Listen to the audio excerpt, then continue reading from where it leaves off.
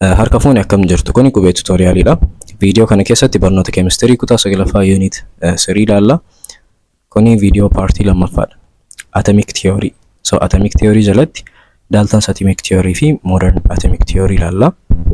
So qabxiiwwan theoryiiwwan kanneen lamaan jala jiran bal'inaan eegallee booda xumura irratti gaaffilee qormaata biyyoolessaa irratti dhufan kan mata duree kana wal qabatan laalla jechuudha.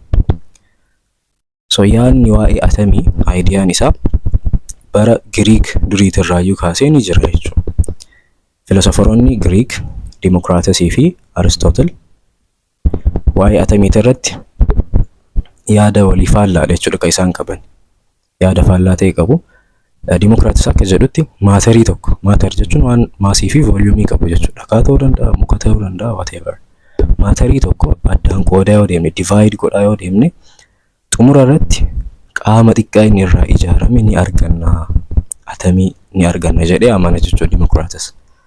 Aristootel immoo faallaa kanaati. Maatarii tokko addaan qoqqoodaa yoo deemne qaama xiqqaa inni irraa ijaarame hin argannu. Diviizhiniin kontiineesiidha.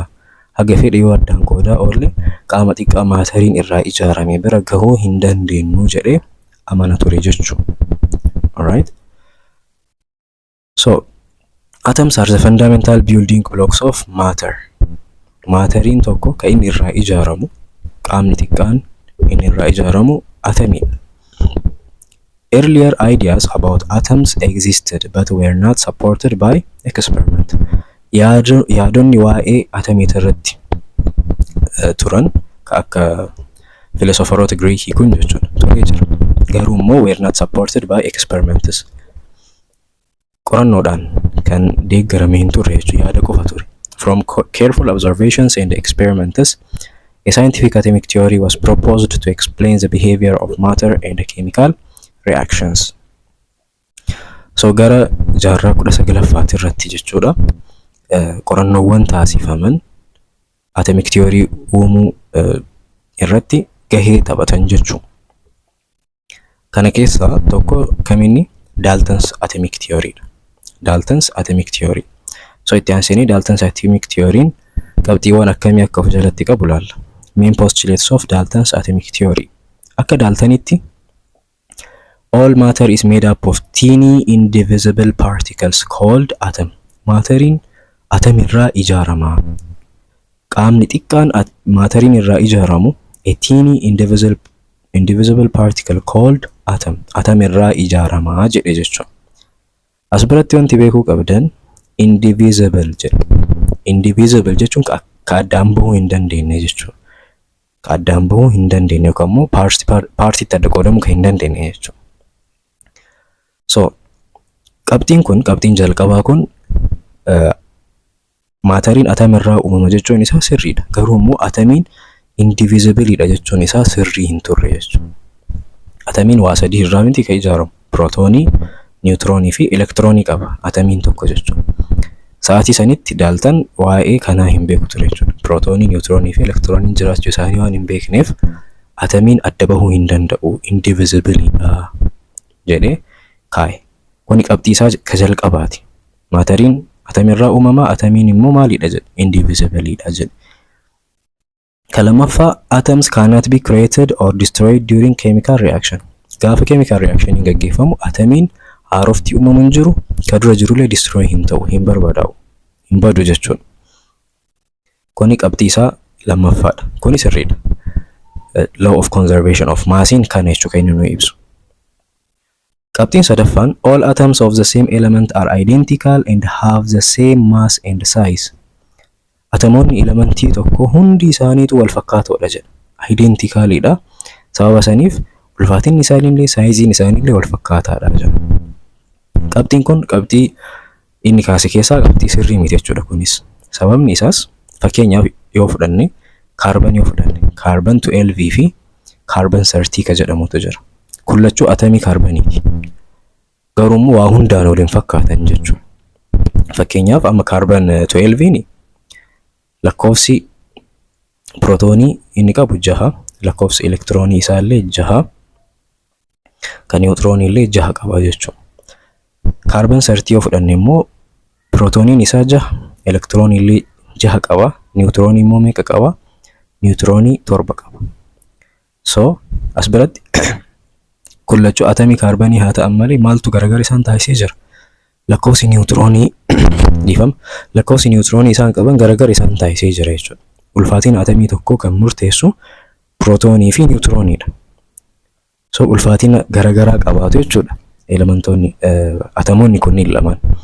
Atamii akkanaa kun aizotooppii jedhama. Aizotooppii jechuun lakkoofsa pirootoonii wal fakkaataa qabaatee lakkoofsa niwutiroonii kan garagaraa elementii qabu jechuudha. Elementii atamii qabu jechuudha. Atamii immoo elementii tokko.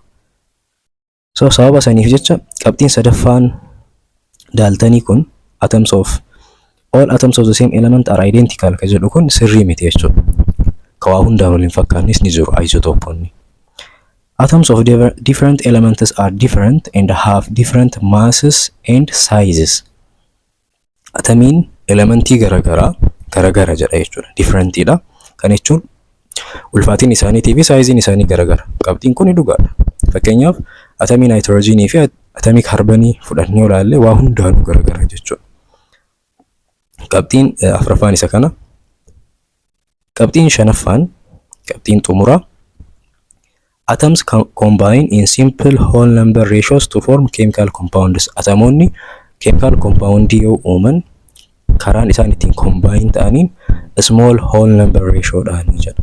Kunillee law of multiple proportionidha jechuudha kun.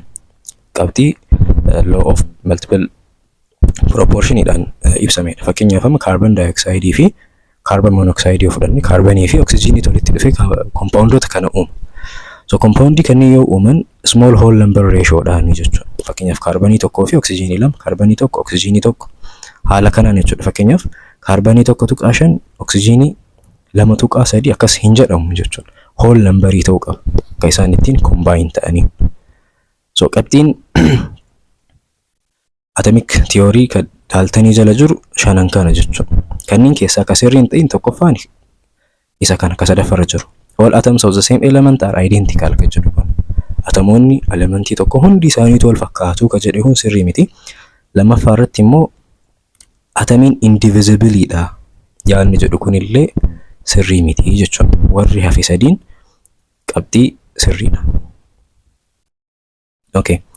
Drawbacks of Dalton's atomic theory. Dalton atomic theory hanqinoota inni qabu jechuudha. Dalton's atomic theory explained many chemical laws. Atomic theory Daltanii seerota keemikaalaa hedduu ibseera. Fakkeenyaaf akka law of multiple proportion fa law of conservation of mass kanneen ibsee jira. But later discoveries showed that some parts of the theory were incomplete or incorrect. So qorannoowwan isa booda taasifaman qabxiiwwan achi keessa jiran keessaa Dalton's atomic theory keessa jiran keessaa gariin guutuu akka hin taane yookaan immoo dogongora akka ta'an irra gahanii jechuudha. Jalqaba irratti Daltoniin maal jedhee jira? Dalton stated that atoms are indivisible. Atamiin adda qoodamuu hin danda'u, paartiitti addan bahuu jedhee ture. Yaadni kun fakkeenyaaf sirrii miti. This was proved incorrect when atoms were found to be made up of smaller particles called protons, neutrons and electrons. So yaadni kun akka sirrii hin taane irra gahamee jechuudha. Akka sirrii hin taane mul'ifame. Sababa maaliitiif? Prootoonii, niwutiroonii fi elektirooniin sababa argamaniif jechuudha. So elementiin tokko, atamiin tokko, prootoonii, elektiroonii fi niwutiroon irraa akka uumamu irra gahamee jennaan qabxiin Daltoniin kaase kun indivisible ka jedhe kun sirrii akka hin taane irra gahamee jechuudha. However, atom is still the smallest particle that takes part in chemical reaction. So hasan haa ta'u malee wanti inni sirrii argate maali qabxii kanarratti maatariin atamirraa akka uumamu qoratu isaati jechuudha. I mean maatariin atamirraa akka ijaaramu qabxii lafa kaa'uun isaa sun sirriidha. Wanti inni sirriin godhin maali? Atamiin indivisibiliidha jechuu isaa sana jechuudha.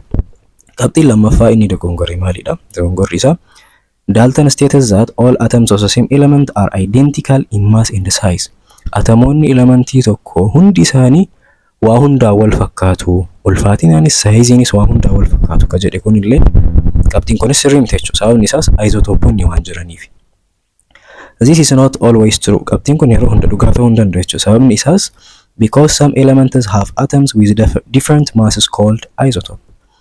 Elementiin gariin atomoota ulfaatina garagaraa qaban isotopika jedhaman qabu jechuudha. Isotopes are atoms of the same element. Isotope jechuun atomii elementii tokkooti. Fakkeenyaaf akka reef isinii fudhadhe carbon 12 fi carbon 30 jechuudha. That have the same number of proton. Lakkoofsi protonii isaan qaban wal fakkaataadha, but different number of neutron. Lakkoofsi neutronii isaan qaban immoo garagaraa jechuudha. And therefore different mass. Lakkoofsi protonii garagaraa qabaachuun isaanii atomic massii garagaraa akka qabaatan isaan taasisa. So fakkeenyaaf chlorine fudhachuu ni dandeenya. Isotope chlorine 35 and chlorine 37 fakkeenya isotopiiti jechuudha. Alright. So qabxiin kun all atoms of the same element are identical ka jedhu kun sababa isotoponni jiraniif sirrii hin ta'in jechuudha qabxiin kun. Alright. Dalton not only formulated atomic theory but also proposed symbols to represent elements and compounds. Hojiin Daltanii atomic theory lafa kaa'uu qofa osoo hin taane elementootaa fi compoundoota iddo bu'ee isaanii lafa kaa'uuf yaalee ture jechuudha. However, Dalton's symbol were difficult to remember and draw.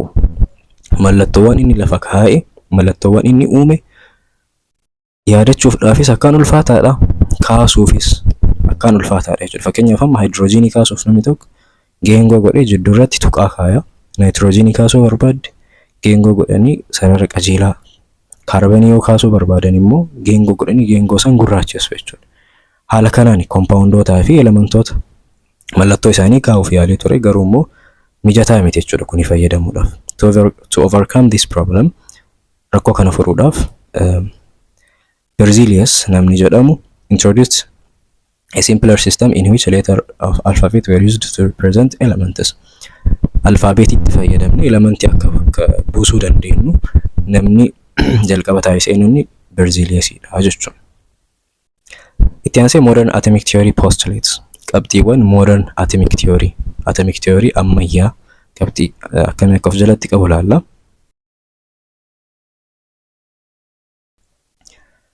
Qabxiin jalqaba all elements are made up of tiny particles called atoms. Elementiin hundi isaatu atomirraa ijaarama. Maateriin kamuu atomirraa ijaarama ka jedhudha. Qabxii jalqabaati. Qabxii lammaffaan atoms cannot be created or destroyed during an ordinary chemical reaction. Atomi yoo chemical reaction hin gaggeeffamu, atomiin haaroftis hin uumamu, ka dura jirus destroy hin ta'u. Akkuma Daltoniiti jechuudha kunis. Qabxii lammaffaa. Qabxii sadaffaan all atoms of the same element have the same atomic number. Elementoonni atomoonni elementii tokko hundi isaaniitu atomic number wal fakkaataa qabu. Atomic number jechuun protonii jechuudha. Fakkeenyaaf amma carbon 12 fi carbon 30 yoo fudhanne lakkoofsi protonii isaanii 6 kalamaaniitu. Atomic number jechuun lakkoofsa protonii jechuudha. So atomoonni elementii wal fakkaataa hundi isaaniitu lakkoofsi atomii isaanii atomic number isaanii wal fakkaataadha. But they may have different mass number. Mass numberii garagaraa qabaachuu ni danda'u yoo isotoponni jiraatan jechuudha. Fakkeenyi isa kana jechuudha. Fakkeenyaaf amma kun carbon 12 neutronii 6 qaba. Carbon 13 immoo neutronii 7 qaba jechuudha. So protonii fi neutronii walitti hidhaaniiti mass numberii argamu. Saniif lakkoofsi neutronii garagara yoo ta'u taate mass numberii isaanii garagara ta'a jechuudha. Due to the presence of isotope. So kuni sababa maaliitii fi sababa isotopootaati jechuudha. So atoms of different element are different. Atomoonni elementii garagara garuma gara jechuudha. Waliin fakkaatan. Qabxiin xumuraa atoms combine in small whole number ratios to form chemical compounds. Atomoonni walitti dhufanii compound yoo uuman keessaan itti combine ta'anii small whole number ratio dhaanii jechuudha. So kana fakkaata. Itti aansinee gaafilee qormaata biyyoolessaa irratti dhufanii turan ilaalla. Gaafileen kun gaafilee qormaata maatirikii duraanii irratti dhufanidha jechuudha. Gaafiin jalqabaa maal jedha? Which of the following postulates of Dalton's atomic theory is disproved by modern atomic theory? Qabxii Dalton atomic theory keessaa modern atomic theory dhaan disprove ka ta'e akka sirrii hin taane kan mul'ifame isa kaminni jedha. A. Elements are made up of small particles called atoms. Elementoonni atamirraa uumamu. Qabxiin jedhu kun sirrii ture jechuudha. Qabxii Dalton scientific theory keessaa sirrii ture. Kuni deebii ta'uu hin danda'u jechuudha. D bira haa dhufnu. Atoms of different element have different mass and size.